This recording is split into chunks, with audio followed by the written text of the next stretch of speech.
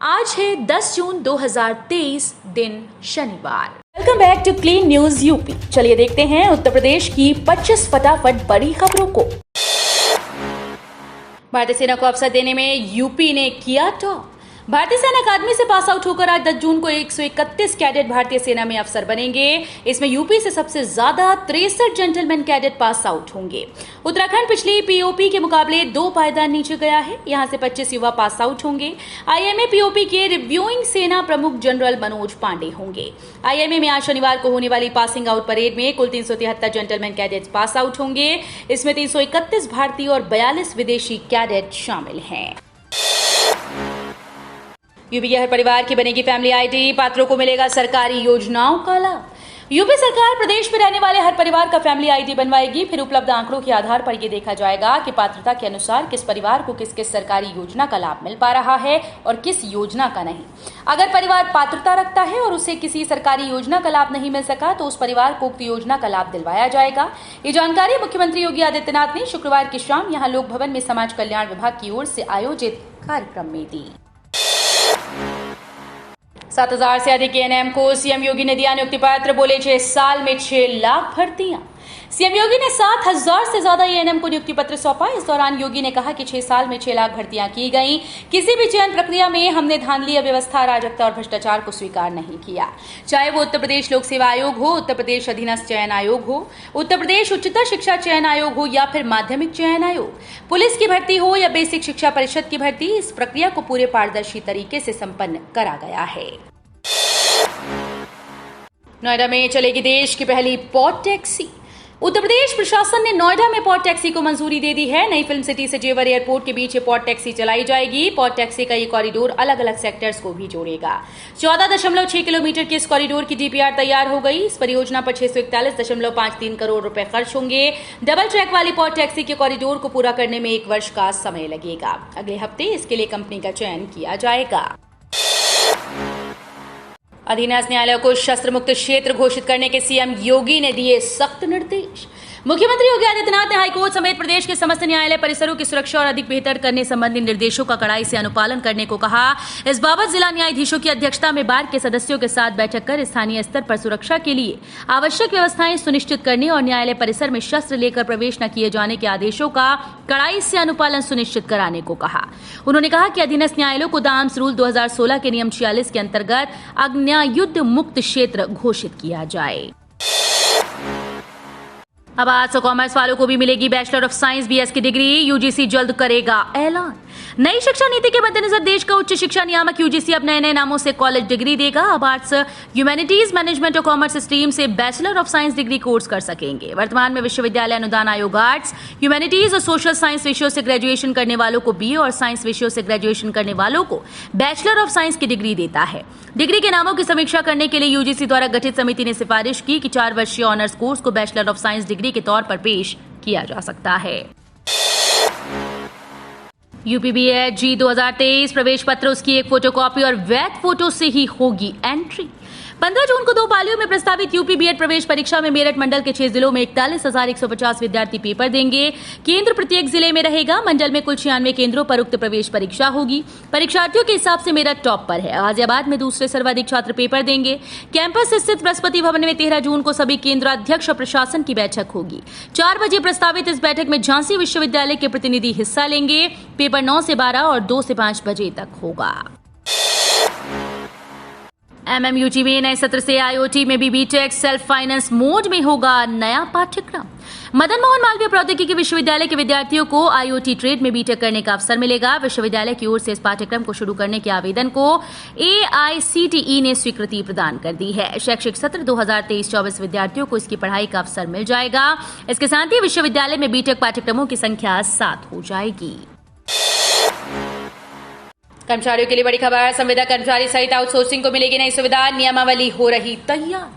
प्रदेश सरकार द्वारा कर्मचारियों के लिए बड़ी तैयारी की गई। इसके तहत संविदा और आउटसोर्सिंग कर्मचारियों को महत्वपूर्ण लाभ मिलेगा। उत्तर प्रदेश में संविदा और आउटसोर्सिंग कर्मचारियों के शोषण की शिकायत लगातार देखने को मिल रही थी, जिसके बाद अब व्यवस्था को पारदर्शी बनाने की तैयारी की गई। आउटसोर्सिंग भर्तियों की मौजूदा व्यवस्था में बदलाव करने के लिए नई नियमावली तैयार की गई। व्यवस्था की जा रही है कि एजेंसीज को किसी आउटसोर्सिंग कर्मचारियों को हटाने के लिए उस विभाग में संस्तुति लेनी होगी जहां वो काम कर रहा है।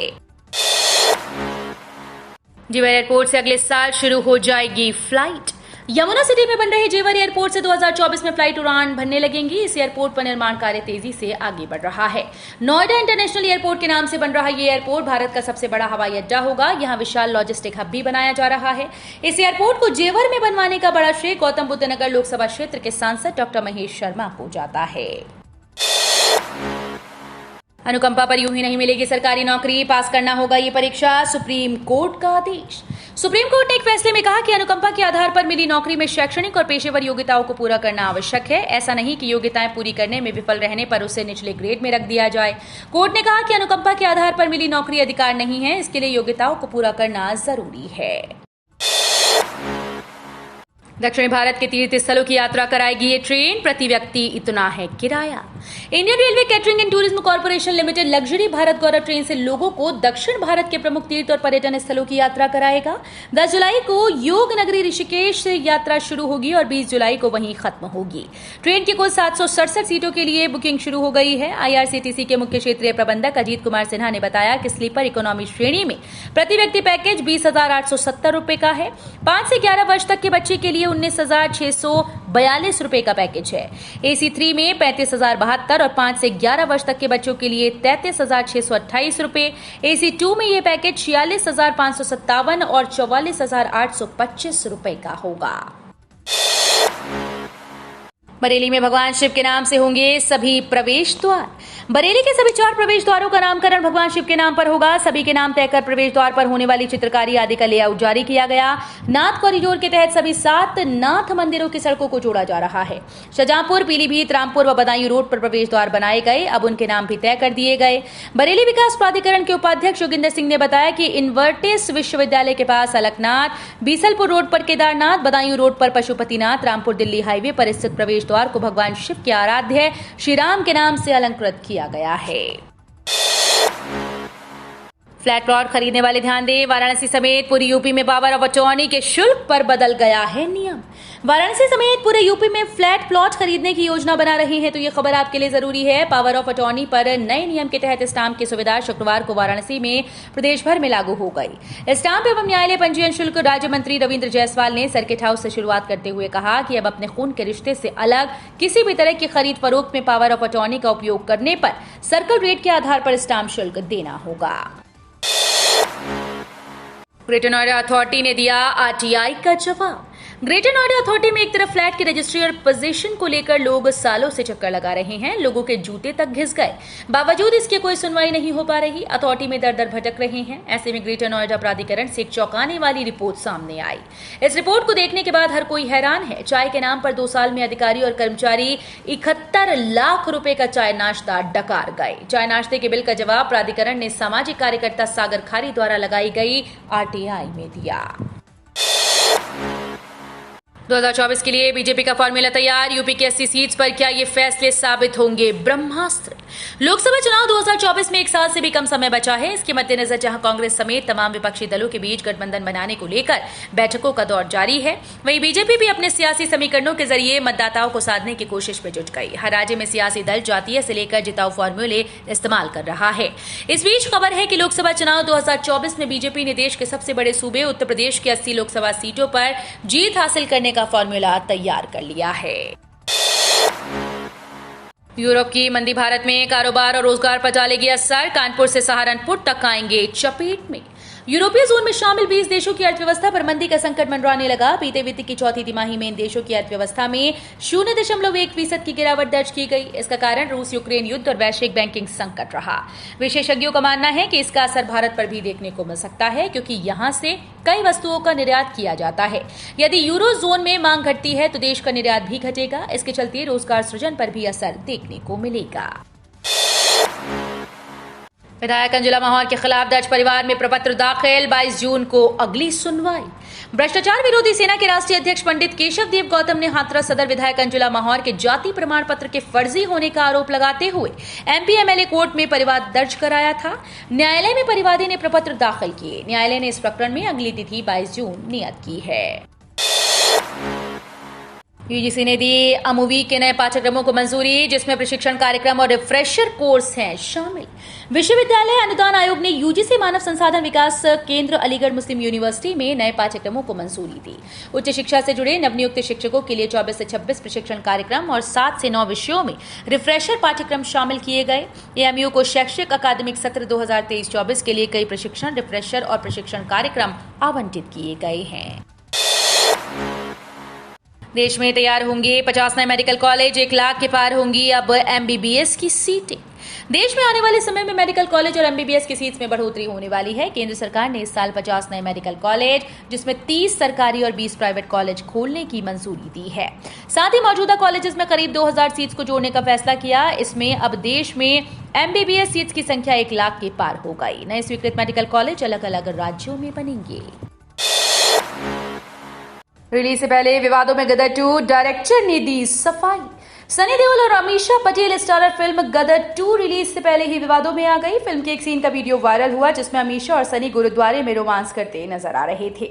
शिरोमणि गुरुद्वारा प्रबंधक कमेटी ने इस पर आपत्ति जताई। हालांकि अब फिल्म के डायरेक्टर अनिल ने माफी मांग ली है। उन्होंने ट्वीट किया, हम धार्मिक भावना का सम्मान करते हैं। हमारा काम एक जिम्मेदार और सम्मानजनक तरीके से होगा। छात्रों के लिए अच्छी खबर, बढ़ाया गया अवकाश, आदेश जारी, इतने दिन बंद रहेंगे स्कूल। कर्मचारियों सहित छात्रों के लिए बड़ी खबर है। सरकार ने शिक्षक सहित छात्रों के लिए महत्वपूर्ण फैसला लिया, जिसमें ग्रीष्मकालीन अवकाश को बढ़ाने के आदेश जारी किए गए। इसके साथ ही अब 26 जून से स्कूल को खोला जाएगा। वहीं ये छुट्टी शिक्षकों पर भी लागू रहेगी। आगरा के कासगंज का आधुनिक गांव मॉडल पूरे प्रदेश में लागू होगा। बनेगा ओपन जिम, स्मार्ट क्लासेस, कैमरे, पक्की सड़कें, solar light, open gym, wifi, बेहतर कचरा प्रबंधन। कहने को तो गांव, लेकिन सुविधाएं शहरों जैसी। इसी लक्ष्य के साथ जब कासगंज के 3 गांवों को आधुनिक बनाने का काम शुरू हुआ, तो देखते ही देखते तस्वीर बदल गई। कासगंज के 3 नगला सेडू, भुजपुरा, वधुवियाई अब आधुनिक गांव में तब्दील होकर हर जगह चर्चा का विषय बने हैं। अब मुख्य सचिव ने इस पहल को सराहनीय बताते हुए तय किया कि अन्य जिलों के जिलाधिकारी भी इस तरह अपने जिलों में पहले चरण में कुछ गांवों का चयन करेंगे और आधुनिक गांव को विकसित करेंगे। अखिलेश यादव का ऐलान, केंद्र के अध्यादेश के खिलाफ आप दिया समर्थन। समाजवादी पार्टी के अध्यक्ष अखिलेश यादव ने घोषणा की है कि उनकी पार्टी राष्ट्रीय राजधानी में सेवाओं के नियंत्रण संबंधी केंद्र के अध्यादेश के खिलाफ आम आदमी पार्टी का समर्थन करेगी। इससे पूर्व आपके राष्ट्रीय संयोजक अरविंद केजरीवाल और पंजाब के मुख्यमंत्री भगवंत मान ने अखिलेश यादव से उनकी पार्टी कार्यालय में मुलाकात की, जिसके बाद उन्होंने एक संयुक्त संवाददाता सम्मेलन को संबोधित किया। बीएससी नर्सिंग छात्रों को मिला जूनियर डॉक्टर का दर्जा। सोशल मीडिया पर इन दिनों एक नोटिफिकेशन वायरल हो रहा है, जिसमें दावा किया गया कि इंडियन नर्सिंग काउंसिल ने बीएससी नर्सिंग छात्रों को जूनियर नर्सिंग ऑफिसर और जूनियर डॉक्टर के बराबर का दर्जा दिया।